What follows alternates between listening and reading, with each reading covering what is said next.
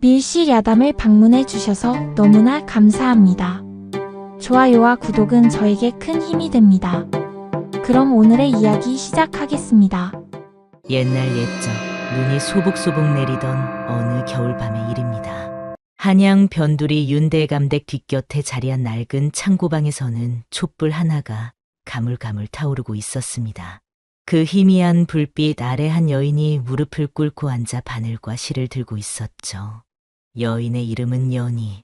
25의 나이에도 손끝은 이미 바늘에 찔린 상처투성이었습니다. 한밤중이 넘도록 낡은 치마폭을 기워 꿰매고 있는 연희의 얼굴에는 깊은 피로가 서려 있었어요. 하지만 손놀림만은 멈추지 않았습니다. 아이고, 또 찢어졌네. 연희가 작은 한숨을 내쉬며 손에 든 천을 들여다봤습니다. 겉으로는 낡은 치마폭을 기워 꿰매고 있는 것처럼 보이지만 사실 그 속에는 다른 비밀이 숨어 있었어요. 바로 남동생 김운에게 보낼 겨울꽃 톡감이었습니다. 시어머니께서 버리라고 하신 헌 옷감들을 몰래 모아서 동생이 얼어 죽지 않게 하려는 간절한 마음으로 밤마다 이렇게 바느질을 하고 있었던 거죠. 연희는 어린 시절을 떠올렸습니다. 아버지는 과거급제만을 꿈꾸며 술에 절어 지내셨고 어머니는 연희가 14살 되던 해부터 병으로 몸을 가누지 못하셨어요. 그 아래로는 몸이 약한 남동생 훈이가 하나 있었죠. 어머니는 돌아가시기 전 연희의 손을 꼭 잡고 이렇게 말씀하셨습니다. 연희야, 너는 딸이지만 이 집안의 기둥이 되어야 한다. 훈이에게는 추워도 괜찮다고 하지 말라고 해라. 내가 아프면 누가 우리 집안을 일으키겠느냐. 그 말씀이 연희의 가슴 깊이 새겨졌어요. 연희는 그때부터 집안의 생계를 책임져야 했습니다. 기방에서 비단에 술을 놓는 일로 돈을 벌기 시작했어요. 어머니 약값과 동생 끼니를 해결하기 위해서였죠. 그러던 중 인연을 맺게 된 사람이 바로 윤도령이었습니다. 선비 출신다운 온화한 성품을 가진 분이었어요. 하지만 신분의 벽은 높았고 결국 연희는 윤도령의 첩이 되는 길을 택했습니다. 동생을 굶기지 않을 유일한 방법이었거든요. 그렇게 연희는 윤대감댁의 첩이 되었지만 정식 안방 하나 받지 못하고 뒤껴 창고방에서 지내게 되었어요. 벌써 5년째 이런 생활을 이어가고 있었습니다. 그때였습니다. 창고방 문이 삐걱 소리를 내며 열렸어요. 천한년이 또 무슨 짓을 하고 있는 거냐. 시어머니의 날카로운 목소리가 밤 공기를 갈랐습니다. 연희는 재빨리 겉옷감을 치마폭 아래 숨기고 머리를 조아렸어요. 어머님, 죄송합니다. 대감댁에 들어온 지 벌써 5년인데 아직도 사람 구실을 못하고 있구나. 남는 헌옷까지 건드려서 무슨 수작이냐. 시어머니는 연희가 손에 들고 있던 실과 바늘을 빼앗아 던져버렸습니다. 바늘이 바닥에 떨어지며 소리를 냈어요. 수치도 이런 수치가 없다. 연희는 여전히 고개를 들지 않았습니다. 입술만 꾹 다물고 있을 뿐이었어요. 시어머니의 모욕적인 말들이 쏟아져도 마음속에는 단 하나의 다짐만 있었습니다. 동생만은 굶기면 안 된다. 소희는 그저 동생이 글 공부를 계속할 수 있게 해달라고 부탁드릴 뿐입니다. 연희가 떨리는 목소리로 말했지만 시어머니는 코웃음만 쳤어요. 글 공부라니 첩년의 동생이 무슨 글 공부를 한다고 그러느냐. 분수를 알아라. 시어머니가 나간 뒤 연희는 홀로 남겨진 창고방에서 흘러내리는 눈물을 닦았습니다. 바닥에 떨어진 바늘을 주워들고 숨겨둔 겉옷감을 다시 꺼냈어요. 손가락 끝에서 피가 나도 바느질을 멈추지 않았습니다. 매일 밤이면 이렇게 홀로 바느질을 하면서 연희는 멀리 있을 동생을 생각했습니다. 추운 겨울밤에도 책을 놓지 않고 공부하고 있을 훈이의 모습을 떠올리며 힘을 얻었어요. 한 달에 한 번씩 연희는 몰래 돈을 훈이에게 보냈습니다. 그리고 간단한 편지도 함께 보냈어요. 훈아, 누이는 잘 지내고 있다. 너는 몸 조심하고 공부 열심히 해라. 추우면 따뜻한 옷도 사입고 배고프면 밥도 제대로 먹어야 한다. 훈이에게서 답장이 올 때마다 연희의 마음은 따뜻해졌습니다. 누이, 고맙습니다. 누이 덕분에 저는 글 공부를 계속할 수 있어요. 꼭 급제해서 누이를 편하게 해드리겠습니다. 그런 편지를 받을 때면 연희는 모든 고생이 보람있다고 느꼈어요. 시어머니의 구박도 정실 부인의 시샘도 참을 수 있었습니다. 촛불이 한층 더 작아졌지만 연희의 손놀림은 계속되었어요. 한 땀 한 땀 정성스럽게 꿰매면서 언젠가는 동생과 함께 당당하게 살 수 있는 날이 올 거라고 믿었습니다. 어머니 하늘에서 지켜보고 계시지요? 약속 꼭 지키겠습니다. 훈이마는 꼭 사람 구실하게 만들게요. 창밖으로는 여전히 눈이 내리고 있었어요. 하얀 눈송이들이 낡은 창고방 창문을 두드리며 마치 연희의 외로운 마음을 위로해 주는 것 같았습니다. 연희는 마지막으로 겉옷감을 정성스럽게 개어서 옷장 깊숙한 곳에 숨겨두었습니다. 내일 또 시어머니의 눈을 피해서 조금씩 더 작업을 해야 했거든요. 이렇게 매일 밤마다 조금씩 동생을 위한 옷을 만들어가고 있었습니다. 그렇게 그날 밤도 깊어갔죠. 그로부터 며칠이 지난 어느 날이었습니다. 연희는 뒷곁 우물가에서 빨래를 하고 있었어요. 찬 바람이 불어와 손끝이 얼얼했지만 멈출 수는 없었습니다. 시어머니께서 내주신 일감들을 모두 끝내야 했거든요. 그때 안채에서 목소리가 들려왔어요. 어머님, 또 그 계집년 때문에 속상하신 거예요. 본처인 정실 부인의 목소리였습니다. 연희는 손을 멈추고 귀를 기울였어요. 아이고, 내 팔자야. 저런 천한 것을 집안에 들였으니 동네 사람들이 뭐라고 하겠느냐. 시어머니의 한숨 섞인 목소리가 이어졌습니다. 그 계집이 무슨 바느질을 그리 열심히 한다고 하던데 혹시 딴 수작은 아니겠죠? 그러게 말이다. 천년 주제에 뭔 일을 꾸미고 있는 건지 모르겠어. 연희는 가슴이 철렁 내려앉았습니다. 동생을 위한 옷 만드는 일이 들통날까봐 무서웠어요. 조심스럽게 빨래를 마저 끝내고 창고방으로 돌아왔습니다. 그날 저녁 윤도령이 창고방으로 찾아왔어요. 오랜만에 보는 서방님의 얼굴은 여전히 온화했지만 어딘가 피곤해 보였습니다. 연희, 여긴 바람이 많이 드는군요. 서방님께서 오시다니요. 연희는 급히 일어나 절을 올렸습니다. 윤도령은 작은 보자기 하나를 꺼냈어요. 그 안에는 찢어진 도포 자락이 들어 있었습니다. 이건 과거 보러 갈 때 입던 옷이오. 헌 옷이라 내다 버리려 했는데 연희 손이 닿으면 다시 쓸 수 있을 것 같소. 연희는 조심스럽게 도포를 받아들었습니다. 서방님이 자신을 사람으로 대해주시는 유일한 순간이었어요. 정성껏 손봐드리겠습니다. 고맙소. 연희. 윤도령이 나간 뒤 연희는 혼자 남은 창고방에서 도포를 펼쳐놓고 살펴봤습니다. 소매 부분이 많이 헤어져 있었지만 천 자체는 좋은 것이었어요. 정성스럽게 기워놓으면 다시 입을 수 있을 것 같았습니다. 그날 밤 연희는 촛불을 켜고 도포를 꿰매기 시작했어요. 한 땀 한 땀 바느질하면서 과거를 떠올렸습니다. 처음 윤도령을 만난 것은 기방에서였어요. 다른 선비들과는 달리 윤도령은 기녀들을 함부로 대하지 않았습니다. 연희가 수놓은 비단을 보며 진심으로 감탄해 주었고 때로는 따뜻한 말 한마디를 건네주곤 했죠. 그대의 바느질을 보면 마음이 담겨 있다는 걸 알 수 있소. 그런 말씀 해주시니 고맙습니다. 힘든 일이 많을 텐데 항상 밝은 모습이시는군요. 웃지 않으면 더 슬퍼지니까요. 그때 연희의 대답을 듣고 윤도령은 잠시 말없이 연희를 바라봤어요. 그 눈빛에는 안타까움이 서려 있었습니다. 하지만 현실은 냉혹했습니다. 윤도령은 집안의 뜻에 따라 문벌 좋은 집 규수와 혼례를 올려야 했고 연희는 점점 더 어려워지는 살림을 감당해야 했어요. 어머니가 돌아가신 뒤 동생 훈이 혼자 남겨졌다는 소식을 들었을 때 연희의 마음은 찢어질 것 같았습니다. 기방에서 버는 돈만으로는 훈이를 제대로 돌볼 수 없었거든요. 그때 연희가 내린 결정이 윤도령의 첩이 되는 것이었습니다.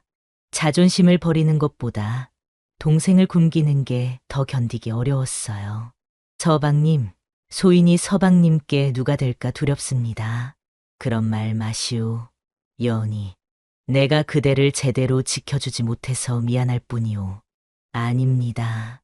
서방님께서 저를 받아주신 것만으로도 감사합니다. 하지만 윤 대감댁에서의 생활은 쉽지 않았어요. 시어머니는 연희를 사람 취급하지 않았고 정실 부인은 늘 시샘 어린 눈으로 연희를 바라봤습니다. 그래도 연희는 참았어요. 동생에게 보낼 돈을 마련할 수 있었으니까요. 밤이 깊어가면서 연희의 바느질도 마무리되어 갔습니다. 도포에 찢어진 부분이 말끔히 수선되었어요. 새 옷은 아니지만 정성스럽게 기운 흔적이 오히려 더 정겨워 보였습니다. 서방님께서 기뻐하실까? 연희는 혼잣말을 하며 작은 미소를 지었습니다. 서방님이 자신을 찾아와 부탁을 하신 것만으로도 고마웠어요.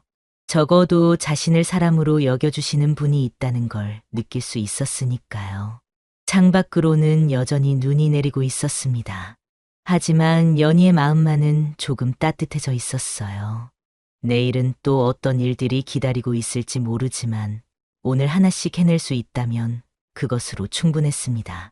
연희는 정성스럽게 수선한 도포를 개어서 상자에 넣어두었습니다. 내일 아침 서방님께 드려야 했거든요. 그리고 이제 동생을 위한 옷 만들기도 계속해야 했어요. 그해 겨울이 깊어가면서 윤대감댁에는 큰 변화가 찾아왔습니다. 바로 시아버지께서 병환으로 위독해지신 거예요. 연희, 창고에 있는 옛 옷감들 다 정리해라. 시어머니께서 연희를 부르셨어요. 창고 한편에는 오래된 옷감들이 쌓여 있었는데 그 중에는 연희가 몇 년째 조금씩 모아둔 치마 자락들도 있었습니다. 자색, 흑색, 남색의 고운 천들이었어요. 시어머니께서 버리라고 하신 것들을 몰래 주워다가 언젠가 동생을 위해 쓰려고 모아둔 것들이었죠. 이런 헝것들은 다 내다 버려라. 더러워서 어디 쓸 데도 없을 것 아니냐. 네, 어머님. 연희는 대답했지만 마음은 아팠습니다. 그 천들은 동생을 생각하며 하나하나 아껴둔 소중한 것들이었거든요. 낮에는 시어머니 눈앞에서 옛 옷감들을 내다 버리는 척했지만 밤이 되자 연희는 몰래 그 치마 자락들을 다시 주워왔어요. 특히 자색 비단은 정말 고운 것이었습니다. 이걸로 무엇을 만들까? 연희는 촛불 아래서 치마 자락들을 펼쳐놓고 생각했습니다. 작은 조각들이었지만 정성스럽게 이어붙이면 무언가 멋진 것을 만들 수 있을 것 같았어요. 며칠 밤을 새워서 연희는 그 치마폭들로 비단 이불 하나를 만들었습니다. 자색과 흑색, 남색이 어우러진 아름다운 이불이었어요. 비록 작은 조각들을 이어붙인 것이지만 연희의 정성스러운 바느질 솜씨 덕분에 새 이불 못지않게 훌륭했습니다. 이걸 팔면 훈이에게 좋은 겨울옷을 사줄 수 있겠구나. 연희는 기쁜 마음으로 이불을 정성스럽게 개어두었어요. 내일 포목상에 가서 팔아야겠다고 생각했습니다. 다음 날 아침 연희는 시어머니께 거짓말을 했어요. 어머님, 장에 나가서 실 좀 사오겠습니다. 그래, 빨리 다녀와라. 연희는 이불을 보자기에 싸서 장터로 향했습니다. 포목상 거리는 사람들로 북적였어요. 여러 상인들이 각자 물건을 내놓고 손님을 기다리고 있었습니다. 연희가 한 포목상 앞에서 이불을 펼쳐 보이자 상인이 눈을 크게 떴어요. 이건 어디서 난 물건이오. 제가 직접 만든 것입니다. 직접 만들었다고요? 이 솜씨가 보통이 아니네요. 상인은 이불을 자세히 살펴봤습니다. 작은 조각들을 이어붙인 것 치고는 이음새가 너무 정교했어요. 게다가 색깔 배치도 예술 작품 같았습니다. 그때 늙은 장돌뱅이 하나가 다가왔어요. 허리가 굽은 노인이었는데 이불을 보더니 깜짝 놀라는 표정을 지었습니다. 아가씨, 이게 정말 치마폭으로 만든 것이오. 네, 맞습니다. 천한천이라 하였소만 이건 사람의 인내가 밴 복의 옷이오. 최노인이라고 자신을 소개한 그 늙은이는 이불을 유심히 살펴봤어요. 바느질 한 땀 한 땀을 꼼꼼히 확인하고는 고개를 끄덕였습니다. 얼마에 파실 건가요? 저는 값을 잘 모르겠어요. 이런 솜씨면 궁중에서도 쓸만합니다. 제가 적당한 값을 드리죠. 최노인은 다른 상인들보다 훨씬 많은 돈을 내놓았어요. 연희는 깜짝 놀랐습니다. 너무 많은 것 같은데요. 아니요, 이 정도 솜씨면 이 값이 맞소. 그런데 아가씨 이름이 뭐요? 그런 건 말씀드리지 않겠습니다. 연희는 조심스럽게 대답했어요. 혹시 시어머니께 알려질까봐 걱정되었거든요. 최노인은 이상하다는 듯 연희를 바라봤지만 더 이상 묻지 않았어요. 그냥 이불을 가져가며 말했습니다. 언젠가 다시 만날 날이 있을 거요. 집으로 돌아온 연희는 기쁜 마음으로 돈을 숨겨두었어요. 이 돈이면 훈이에게 좋은 겨울옷도 사주고 공부에 필요한 책도 사줄 수 있을 것 같았습니다. 그날 밤 연희는 훈이에게 편지를 썼어요. 훈아, 누이가 돈을 좀 마련했다. 겨울옷도 사입고 책도 필요한 것 있으면 사거라. 누이는 걱정하지 말고 공부만 열심히 해라. 편지를 쓰면서 연희의 마음은 따뜻해졌습니다. 치마폭으로 만든 이불이 이렇게 큰 도움이 될 줄은 몰랐어요. 며칠 뒤 훈이에게서 답장이 왔습니다. 누이, 고맙습니다. 누이 덕분에 저는 좋은 책도 구할 수 있었고 따뜻한 옷도 장만했어요. 꼭 공부 열심히 해서 누이 은혜에 보답하겠습니다. 연희는 편지를 읽으면서 눈물이 났어요. 기쁜 눈물이었습니다. 힘들게 만든 이불이 동생에게 이렇게 큰 도움이 되다니 정말 다행이었어요. 그날부터 연희는 버려지는 옷감들을 더욱 열심히 모으기 시작했습니다. 시어머니가 버리라고 하시는 것들 중에서도 쓸만한 것들은 몰래 챙겨뒀어요. 언젠가 또 동생을 위해 무언가 만들 수 있을 테니까요. 창고방에서 홀로 바느질하는 시간이 많아졌지만 연희는 외롭지 않았어요. 한 땀 한 땀 바느질할 때마다 동생을 생각할 수 있었고 그것만으로도 충분히 행복했습니다. 치마폭이라고 천한 것이 아니구나. 연희는 혼잣말을 하며 미소 지었어요. 버려진 것이라고 해서 쓸모없는 게 아니라는 걸 깨달았습니다. 정성스럽게 다루면 얼마든지 아름다운 것을 만들 수 있었어요. 그로부터 며칠이 지난 어느 날 윤대감댁의 뜻밖의 손님이 찾아왔습니다. 궁중에서 나온 관리 한 분이 직접 대감댁 대문을 두드린 거예요. 무슨 일로 이런 곳까지 오셨습니까? 시어머니께서 나와 정중히 인사를 드렸습니다. 실은 궁중에서 쓰이던 침전 비단을 제작한 분을 찾고 있습니다. 최근에 들어온 이불 하나의 솜씨가 워낙 훌륭해서 말이죠. 이불이라고 하셨습니까? 네, 그 문양이 옥좌 뒷배경 천에서나 볼 수 있는 수준이었습니다. 혹시 이 댁에서 그런 솜씨를 가진 분이 계신지요? 시어머니는 집 안을 쓱 둘러봤어요. 대감댁에서 그런 훌륭한 바느질을 할 수 있는 사람이라면 한 명뿐이었거든요. 혹시 연희가... 시어머니는 의심스러운 눈으로 연희를 불러들였습니다. 이놈, 내가 무슨 짓을 한 게냐? 어머님, 소인은 모르는 일입니다. 연희는 두려운 마음으로 고개를 숙였어요. 치마폭으로 만든 이불이 궁중까지 들어갔다는 게 믿어지지 않았습니다. 도둑질이냐? 어디서 귀한 천을 훔쳐다가 그런 걸 만들었느냐? 시어머니의 호통이 이어졌지만 연희는 말없이 자신의 손을 내밀었어요. 바늘에 찔린 상처투성이인 손, 그리고 손톱 밑까지 파인 깊은 생채기들이 그대로 드러났습니다. 이 상처들이 제가 직접 만들었다는 증거입니다. 궁중 관리는 연희의 손을 자세히 살펴봤어요. 그 어떤 장인의 손보다도 깊은 상처들이 새겨져 있었습니다. 정말 놀라운 솜씨군요. 그런데 어떻게 그런 훌륭한 이불을 만들 수 있었습니까? 버려진 치마폭들을 모아서 만들었습니다. 치마폭으로요. 관리는 깜짝 놀란 표정을 지었어요. 버려진 천조각들로 그런 훌륭한 작품을 만들었다니 믿기 어려웠습니다. 그 이불을 산 분이 누군지 혹시 아십니까? 늙은 장돌배비 한 분이셨는데 이름은 모릅니다. 아, 그럼 최장인이군요. 최장인께서 직접 궁에 바치신 겁니다. 궁중 관리의 설명을 들으니 상황이 이해되었어요. 최 노인이 바로 왕실 공방의 최고 장인이었고 연희의 이불을 보고 감탄해서 궁에 바친 것이었습니다. 지금 궁에서는 그런 솜씨를 가진 분을 찾고 있습니다. 혹시 궁중 공방에서 일할 의향이 계신지요? 연희는 깜짝 놀랐어요. 자신 같은 첩 신분이 궁중에서 일할 수 있다는 게 믿어지지 않았습니다. 소인은 기방 출신에다 첩으로 산 여인입니다. 그런 건 중요하지 않습니다. 중요한 건 솜씨죠. 하지만 시어머니는 펄펄 뛰었어요. 안 됩니다. 첩년이 궁에 들어간다니 그게 말이 됩니까? 대감댁 체면이 말이 아니게 됩니다. 어머님, 제발. 연희가 간청했지만 시어머니는 단호했습니다. 절대 안 돼. 그런 일은 생각도 마라. 궁중 관리는 난처한 표정을 지었어요. 하지만 포기할 수는 없었습니다. 며칠 시간을 드릴 테니 다시 생각해 보십시오. 이런 솜씨를 가진 분을 그냥 묻어둘 수는 없습니다.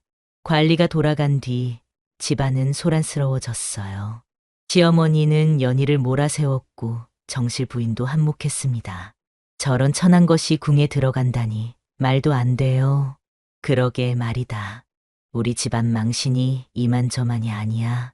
하지만 그날 밤 윤도령이 연희를 찾아왔어요. 연희, 어떻게 생각하오? 서방님, 소인은 서방님 뜻을 따르겠습니다. 내 뜻 말고 그대 뜻은 어떠하오? 연희는 한참 동안 말을 하지 못했어요. 사실 궁중에서 일할 수 있다는 건 꿈 같은 일이었습니다. 하지만 자신의 신분을 생각하면 감히 바랄 수 없는 일이기도 했죠. 서방님, 소인 같은 것이 그런 귀한 곳에 들어가도 될까요? 그대가 만든 이불을 본 순간 나는 그 비단보다 그걸 꿰매 네가 눈에 먼저 들어왔소. 윤도령의 말에 연희는 가슴이 뜨거워졌어요. 그대의 솜씨는 신분을 따질 게 아니오.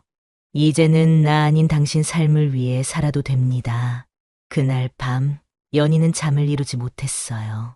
평생 꿈꿔보지도 못한 기회가 눈앞에 있었지만 선택하기가 쉽지 않았습니다. 분이를 위해서라면 연희는 동생을 생각했어요. 궁중에서 일하게 되면 더 많은 돈을 벌 수 있을 거고 훈이의 공부에도 더 큰 도움이 될 것 같았습니다.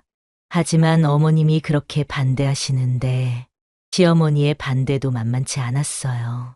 평생 구박받으며 살아온 연희에게는 어른의 뜻을 거스르는 것도 쉽지 않은 일이었습니다. 창밖으로 새벽이 밝아오면서 연희는 마음을 정했어요. 동생을 위해서라면. 며칠 뒤 연희는 궁궐로 불려갔습니다. 시어머니의 반대에도 불구하고 윤도령이 직접 나서서 연희를 보내준 거예요. 절대 용서 못한다. 이 집안 망신을 시키고 말겠구나. 시어머니의 마지막 말이 귓가에 맴돌았지만 연희는 발걸음을 멈추지 않았습니다. 궁궐 안은 연희가 상상했던 것보다 훨씬 넓고 웅장했어요. 높은 담장과 기와 지붕들이 끝없이 이어져 있었고 곳곳에서 궁녀들과 내관들이 바쁘게 오가고 있었습니다. 이쪽으로 오시오. 안내하는 내관을 따라 연희는 한 건물 안으로 들어갔어요. 그곳에는 여러 관료들이 앉아 있었고 가운데에는 연희가 만든 이불이 펼쳐져 있었습니다. 이 이불을 만든 분이 바로 이분입니까? 한 관료가 물었어요. 네, 그렇습니다. 연희는 떨리는 목소리로 대답했습니다. 이렇게 많은 귀한 분들 앞에 서보는 것은 처음이었거든요. 정말 치마폭으로 만든 것이 맞습니까? 네, 버려진 치마 자락들을 모아서 만들었습니다. 관료들은 서로 놀란 표정으로 속삭였어요.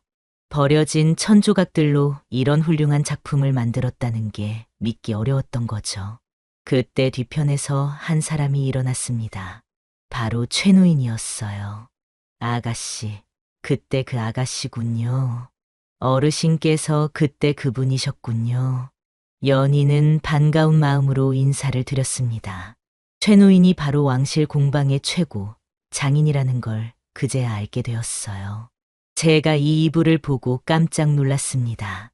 이런 솜씨는 평생 본 적이 없었거든요. 최 노인은 연희에게 다가와서 말했어요. 저는 기방 출신에다 첩으로 산 여인입니다. 이 솜씨가 천하다면 감히 짓지 않겠습니다. 연희가 고개를 숙이며 말하자 최 노인은 웃으면서 대답했어요. 진짜 장인은 어디서 태어났는지가 아니라 무엇을 담았는지로 판단하는 법이오. 그 말을 들은 관료들도 고개를 끄덕였습니다. 그렇다면 우리 공방에서 일할 의향이 있으신가요? 정말로 저 같은 사람도 가능한가요? 물론입니다. 다만 궁에서 일하려면 몇 가지 규칙을 지켜야 합니다. 최 노인이 자세히 설명해 주었어요. 궁중 공방에서는 왕실에서 쓸 비단과 옷감들을 만드는 일을 했는데 연희 같은 솜씨를 가진 사람이 꼭 필요했다고 했습니다. 하지만 궁 안에서는 살 수 없고 매일 출입해서 일해야 합니다. 그것만으로도 감사합니다. 연희는 기쁜 마음으로 대답했어요. 이런 기회가 자신에게 주어질 줄은 꿈에도 몰랐습니다. 그럼 내일부터 나오십시오. 최 장인께서 직접 가르쳐 드릴 겁니다. 대감댁으로 돌아온 연희를 기다리고 있는 것은 시어머니의 차가운 시선이었어요. 그래, 결국 하고 말았구나. 어머님, 죄송합니다. 이제 와서 죄송하다고 하면 뭐 하느냐. 이미 집안 망신은 다 시켰는데. 하지만 윤도령은 다른 반응을 보였어요. 축하하오, 연희. 이제 그대만의 길을 걸어가시오. 서방님, 처음에는 힘들 거요. 하지만 그대 솜씨라면 충분히 해낼 수 있을 거요. 그날 밤, 연희는 훈이에게 편지를 썼어요. 훈아, 누이에게 큰 기회가 생겼다. 궁중에서 일하게 되었어. 이제 너에게 더 많은 도움을 줄 수 있을 것 같다. 너도 공부 더욱 열심히 해라. 편지를 쓰면서 연희의 마음은 설렜어요. 새로운 시작이었습니다. 비록 시어머니는 반대하셨지만 이제는 자신만의 길을 걸어갈 때가 된 것 같았어요. 창고방에서 마지막 밤을 보내면서 연희는 지난 5년을 돌아봤습니다. 힘들었지만 보람도 있었어요. 특히 동생을 위해 할 수 있는 일이 생겼다는 것이 가장 기뻤습니다. 치마폭에서 시작된 인연이구나.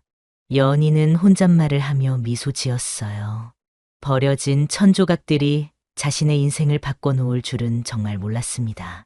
내일부터는 새로운 생활이 시작될 거예요. 궁중 공방에서 일하면서 더 많은 것을 배우고 동생에게도 더 큰 도움을 줄 수 있을 것 같았습니다. 궁중 공방에서의 첫날이 밝았습니다. 연희는 해가 뜨기 전부터 일어나 몸단장을 했어요. 평생 한 번뿐일지도 모르는 기회였기 때문에 마음가짐부터 새롭게 해야 했습니다. 오늘부터 새로운 시작이구나. 창고방을 나서면서 연희는 다짐했어요. 이제는 남의 집 첩이 아니라 자신의 실력으로 당당하게 살아갈 수 있을 것 같았습니다. 궁중 공방은 생각보다 크고 체계적으로 운영되고 있었어요. 여러 장인들이 각자 맡은 일을 하고 있었고 그 중심에는 최 장인이 있었습니다. 어서 오시오. 오늘부터 여기서 일하게 된 연희라는 분입니다. 최 장인이 다른 장인들에게 연희를 소개해 주었어요. 처음에는 시선들이 굽지 않았습니다. 첩 출신이라는 소문이 이미 퍼져 있었거든요. 정말 치마폭으로 그런 이불을 만들었다던데 사실인가요? 한 장인이 의심스러운 눈으로 물었어요. 네, 그렇습니다. 그럼 한번 보여주시오. 우리도 궁금해서 말이오. 연희는 당황했어요. 갑자기 실력을 보여달라고 하니 부담스러웠습니다. 뭘 만들어 드릴까요?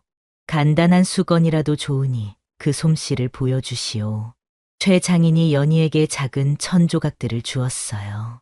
서로 다른 색깔의 비단 조각들이었습니다. 연희는 마음을 가라앉히고 바느질을 시작했어요. 평소처럼 한 땀 한 땀 정성스럽게 꿰매기 시작했습니다. 동생을 생각하며 바느질하던 그 마음으로 말이에요. 시간이 지나면서 작은 수건 하나가 완성되었습니다. 서로 다른 색깔의 조각들이 아름답게 조화를 이루고 있었어요. 마치 한 폭의 그림 같았습니다. 이런 정말 대단하군요. 장인들이 하나둘 모여들어서 연희가 만든 수건을 살펴봤어요. 모두들 감탄사를 연발했습니다.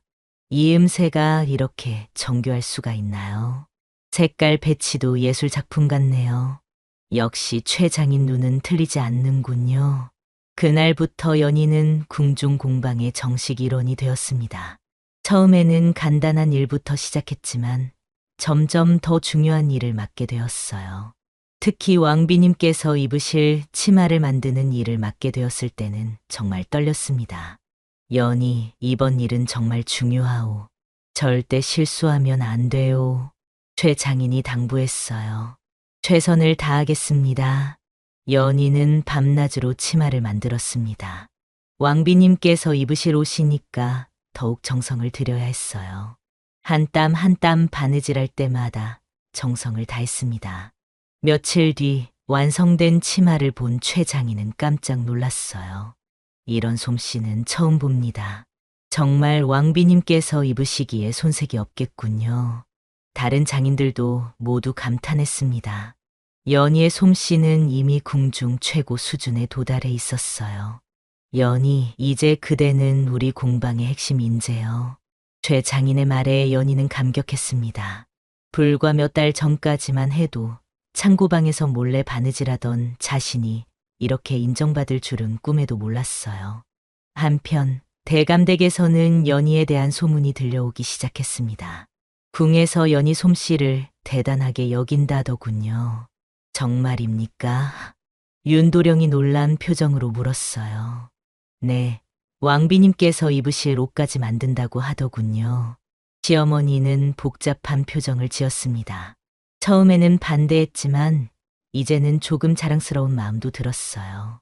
그날 저녁 윤도령이 궁 근처에서 연희를 기다렸습니다. 서방님, 어떻게 여기까지?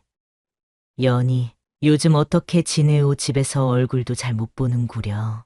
감사하게도 잘 지내고 있습니다. 다행이군요.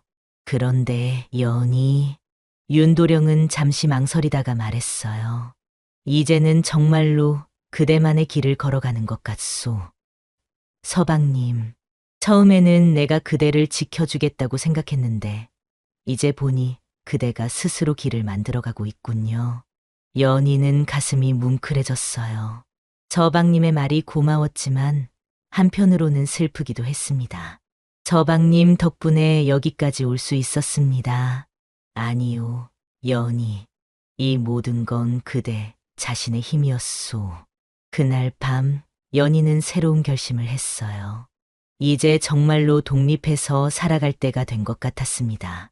며칠 뒤 연희는 서방님과 긴 이야기 끝에 궁 밖에 작은 방 하나를 얻었어요. 더 이상 대감댁 창고방에서 살 필요가 없어졌습니다. 연희가 나간다고요. 시어머니는 의외라는 표정을 지었어요. 그래, 그것도 좋겠구나. 시어머니의 반응은 예상보다 담담했어요. 아마도 연희의 성공을 보면서 마음이 바뀐 것 같았습니다. 그리고 어쩌면 눈앞에 보이지 않는 게 속편할 것도 같았거든요. 연희는 자신의 짐을 챙기면서 지난 5년을 돌아봤어요. 힘들었지만 의미 있는 시간이었습니다. 무엇보다 동생을 위해 할 수 있는 일을 찾은 게 가장 뜻깊었어요. 연희가 독립한 지 1년이 지났을 무렵 반가운 소식이 전해졌습니다. 바로 동생 훈이가 과거에 급제했다는 소식이었어요. 누이, 저 해냈어요. 훈이가 직접 한양으로 올라와 연희를 찾아왔습니다. 오랜만에 만난 동생은 많이 의젓해져 있었어요. 훈아, 정말 고생 많았구나. 연희는 눈물을 글썽이며 동생을 안아주었습니다. 어린 시절부터 병약했던 동생이 이렇게 훌륭하게 성장한 모습을 보니 가슴이 벅찼어요. 누이 덕분입니다. 누이가 보내주신 돈으로 책도 사고 따뜻한 옷도 입고 제대로 공부할 수 있었어요. 아니야, 훈이 내가 열심히 했으니까 가능한 일이었어. 남매는 오랜만에 함께 시간을 보냈습니다. 훈이는 누이가 궁중에서 일한다는 것을 자랑스러워했어요. 누이가 만든 옷을 왕비님께서 입으신다니 정말 대단해요. 과장된 소문일 거야. 아니에요. 벌써 소문이 온 나라에 퍼졌어요. 치마폭에서 복이 난 여인이라고 말이에요. 연희는 부끄러운 마음으로 웃었습니다. 자신도 모르는 사이에 이런 소문이 날 줄은 몰랐어요. 그런데 훈아, 이제 관직에 나가면 누이는 어떻게 하면 좋을까? 누이는 누이대로 계속하시던 일 하시면 되죠. 이제 저도 누이를 도울 수 있어요. 훈이의 말에 연희는 뭉클해졌습니다. 어릴 때는 자신이 동생을 돌봐야 했는데 이제는 동생이 자신을 돌보겠다고 하니 세월의 흐름을 느꼈어요. 며칠 뒤 뜻밖의 소식이 전해졌습니다. 윤 대감댁에서 연희를 찾는다는 것이었어요. 무슨 일일까? 연희는 궁금한 마음으로 대감댁을 찾아갔습니다. 오랜만에 보는 대감댁은 예전과 별로 달라진 게 없어 보였어요. 어서 오너라. 시어머니께서 연희를 맞아주셨는데 예전과는 달리 표정이 부드러웠습니다. 어머님, 안녕하셨어요. 그래, 너 소문 들었다. 궁에서 아주 인정받고 있다며? 과찬이십니다. 과찬이 아니야. 내 솜씨는 정말 대단한 거였구나. 시어머니는 방 한쪽에서 무언가를 꺼내왔어요. 그것은 바로 연희가 만든 비단 덮개였습니다. 이것도 내가 만들다 만 거지? 내가 마무리해봤다. 언제 만드신 건가요? 내가 나간 뒤에 혼자 만들어봤는데 역시 내 솜씨에는 못 미치더구나. 연희는 깜짝 놀랐어요. 시어머니께서 직접 바느질을 하셨다니 믿기 어려웠습니다. 사실 말이다. 시어머니는 잠시 말을 멈췄다가 이어갔어요. 처음에는 내가 미웠어. 첩 주제에 건방지다고 생각했거든. 그런데 내 솜씨를 보고 나니까 생각이 바뀌었다. 어머님, 내가 만든 옷들을 보면서 깨달았어. 정성이 이렇게 중요한 건지 몰랐다. 시어머니는 연희가 만든 비단 덮개를 무릎에 덮으셨어요. 이제 와서 미안하다고 해봤자 소용없겠지만 그래도 한 번은 말하고 싶었다. 연희는 눈물이 났어요. 그동안 쌓인 서운함이 눈 녹듯 사라지는 느낌이었습니다. 어머님, 저야말로 죄송했습니다. 뭘 미안해하니. 내가 잘못한 게 뭐 있니? 그날 시어머니는 연희와 오랫동안 이야기를 나누셨어요. 지난 일들에 대한 이야기도 하고 앞으로의 계획에 대한 이야기도 했습니다. 내 동생도 급제했다며? 네, 훈이가 열심히 해서 합격했어요. 참 기특하다. 내가 뒷바라지를 잘해서 가능한 일이었을 거야. 시어머니는 웃으시면서 말씀하셨어요. 이제 너도 혼자 잘 살아갈 수 있겠구나. 네, 걱정해 주셔서 감사합니다. 그날 저녁 윤도령도 연희를 만나러 왔어요. 연희, 어머니께서 뭐라고 하시던가요? 서방님, 어머님께서 많이 달라지셨어요. 그럴 만도 하죠. 연희 소문이 온 동네에 퍼졌으니까요. 윤도령은 자랑스러운 표정으로 말했어요. 그날 밤 연희는 집으로 돌아가면서 많은 생각을 했어요. 힘들었던 시간들이 이제는 모두 의미 있는 추억이 된 것 같았습니다. 특히 시어머니께서 사과의 말씀을 해주신 것이 가장 감동적이었어요. 사람의 마음은 정말로 변할 수 있다는 걸 깨달았습니다. 그로부터 몇 년이 더 흘렀습니다. 연희는 이제 궁중 공방에서도 없어서는 안 될 중요한 사람이 되었어요. 연희가 만든 옷들은 왕실뿐만 아니라 전국에서 소문이 날 정도였습니다. 어느 눈 내리는 겨울날, 연희는 자신의 작업실 마당에 나와 하늘을 올려다봤습니다. 몇 년 전 창고방에서 홀로 바느질하던 그때가 떠올랐어요. 참 많은 일이 있었구나. 연희는 혼잣말을 하며 미소 지었습니다. 그때는 상상도 못했던 일들이 현실이 되었어요. 동생 훈이는 벼슬길에 나가서 훌륭한 관리가 되었고 가끔씩 누이를 찾아와 안부를 물어보곤 했습니다. 그리고 시어머니와도 화해를 했고 윤도령과도 좋은 관계를 유지하고 있었어요. 무엇보다 자신만의 길을 찾은 것이 가장 뜻깊었습니다. 더 이상 남의 눈치를 보며 살지 않아도 되었고 자신의 실력으로 당당하게 살아갈 수 있게 되었어요. 그날 오후 최 장인이 연희를 찾아왔습니다. 연희, 좋은 소식이 있소. 무슨 소식인가요? 왕께서 직접 그대의 솜씨를 보고 싶어 하신다오. 연희는 깜짝 놀랐어요. 왕께서 직접 자신을 보고 싶어 하신다니 믿기 어려웠습니다. 정말인가요? 그럼 거짓말을 하겠소. 내일 궁으로 들어가야 하오. 그날 밤 연희는 잠을 이루지 못했어요. 왕을 직접 뵙는다는 것은 평생에 한 번 있을까 말까 한 일이었거든요. 다음 날 연희는 정성스럽게 몸단장을 하고 궁으로 들어갔습니다. 평소보다 더 깊숙한 곳까지 들어가야 했어요. 연희라는 자가 바로 너냐? 왕께서 직접 말씀하시는 소리를 듣고 연희는 땅에 엎드렸습니다. 조인 연희, 폐하를 뵙습니다. 일어나 보거라. 연희가 일어나자 왕께서 자세히 살펴보셨어요.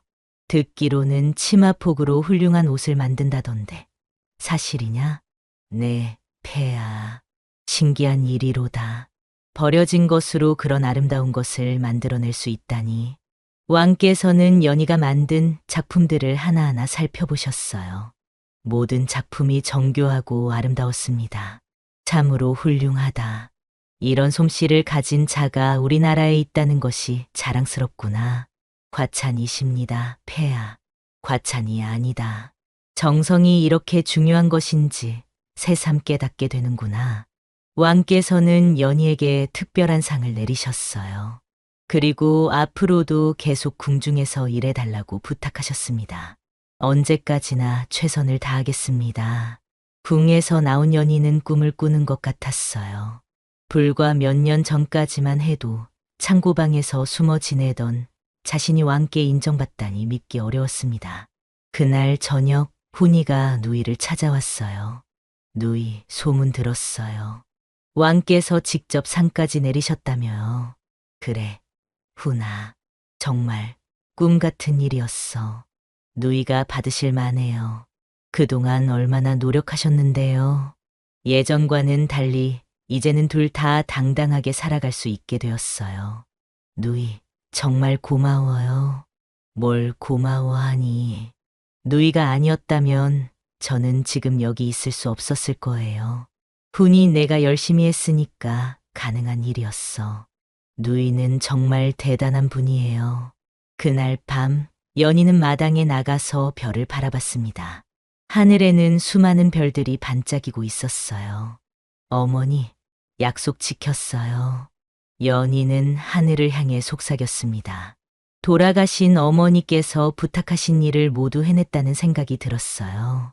그때 뒤에서 발걸음 소리가 들렸습니다. 윤도령이 조용히 다가와 연희 옆에 섰어요. 별이 참 많군요. 네, 서방님. 두 사람은 잠시 말없이 밤하늘을 바라봤습니다. 오랜 침묵 끝에 윤도령이 먼저 입을 열었어요. 연희, 이제 정말 자유로워 보이시오. 서방님 덕분입니다. 아니요. 나는 그저 그대가 더 큰 바다로 나갈 수 있도록 길을 터주었을 뿐이오. 진짜 헤엄친 건 연희 당신이었소. 연희는 가슴이 뭉클해졌어요. 윤도령은 자신을 붙잡으려 하지 않았습니다. 오히려 더 넓은 세상에서 꿈을 펼칠 수 있도록 격려해 주었어요. 서방님은 참 좋은 분이세요. 그대도 이제 당신만의 빛나는 별이 되었소. 그날 밤 두 사람은 서로에게 감사하는 마음으로 작별을 고했습니다. 소유가 아닌 응원으로, 붙잡음이 아닌 날아오름으로 말이에요. 천한 치마폭에도 온기를 담을 수 있다면 사람의 삶도 버려진 자락 속에서 다시 꿰맬 수 있겠지요. 연희는 혼잣말을 하며 미소 지었습니다. 버려진다고 해서 끝이 아니라는 걸 자신의 삶으로 증명했어요. 정성스럽게 꿰매고 지켜낸 자리에는 반드시 복이 깃든다는 것을 깨달았습니다. 고생 끝에 복이 온다는 말은 단지 기다리는 자에게가 아니라 묵묵히 꿰매는 자에게 주어지는 복이었어요. 도끼를 갈아 바늘을 만든다는 말처럼 한 여인의 인내는 결국 집안을 일으키고 스스로를 구했습니다. 연희의 삶이 바로 그것을 보여주는 산 증거였어요.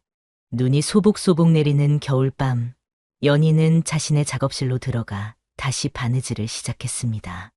이제는 생계를 위해서가 아니라 아름다운 것을 만드는 기쁨 때문이었어요. 한 땀 한 땀 바느질하면서 연희는 생각했습니다. 세상에 버려지는 것은 없다는 것을, 정성을 다하면 모든 것이 아름다워질 수 있다는 것을 말이에요. 그렇게 연희의 이야기는 새로운 시작을 향해 계속 이어져 갔습니다. 치마폭에서 시작된 작은 인연이 한 여인의 인생을 완전히 바꿔놓았던 것처럼 작은 정성이 모여 큰 복을 이루는 것이 바로 인생이었습니다.